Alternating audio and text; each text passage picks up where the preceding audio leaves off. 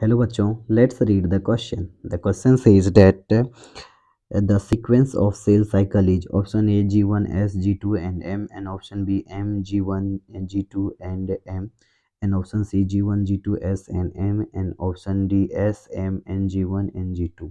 Question ये पूछ रहा है कि सेल साइकिल का सीक्वेंस क्या है। तो सबसे पहले इस क्वेश्चन को समझने के लिए हम लोगों को एक की कॉन्सेप्ट डिस्कस करना होगा, और वो क्या है हमारा की concept? Cell cycle.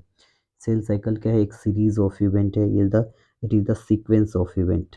It is the sequence of event that takes place in cell. ये क्या है? एक सीक्वेंस ऑफ इवेंट है जो कहाँ होता है? सेल के अंदर होता है। Takes place in cell as it grow and divide, as it grow and divide. Next अगर बात करें, इसके अंदर जो सीक्वेंस होता है सेल साइकिल का, वो दो फेज में बांटा गया। सबसे पहला होता है इंटरफेज, और होता है इंटरफेज के बाद सेल साइकिल चला जाता है एम फेज में। तो ये जो साइकिल का फॉर्मेशन होता है इस तरह से, जो इंटरफेज है उसके अंदर होता है G1, के बाद जाता है एस के बाद जाता है G2, फिर ये G2 हमारे किस फेज में जाता है? एम फेज, और एम फेज से फाइनली कैसा जाता है? S phase. तो हमारा जो साइकिल बनता है इस तरह से, सेल साइकिल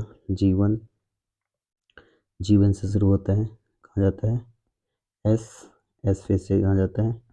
G2 के बाद फिर जाता है एम फेज, और एम फेज से ये। तो ये एक इवेंट्स है। तो सेल साइकिल में अगर सीक्वेंस ऑफ सेल साइकिल पूछे तो G1 S G2 and M। Option A M G1, M के बाद G1, फिर G2 एंड M। तो ये संभव नहीं है, M G1 S इसमें नहीं है, तो ऑप्शन नंबर सेकंड गलत है। थर्ड को देखते हैं, G1 G2 S, G1 के बाद S आएगा, ये भी गलत है। S M G2 ये। तो हमारा जो ऑप्शन नंबर ए है वो क्या है? सही है। तो so our final answer of this question is option number A. Hope you understood it well. Best of luck.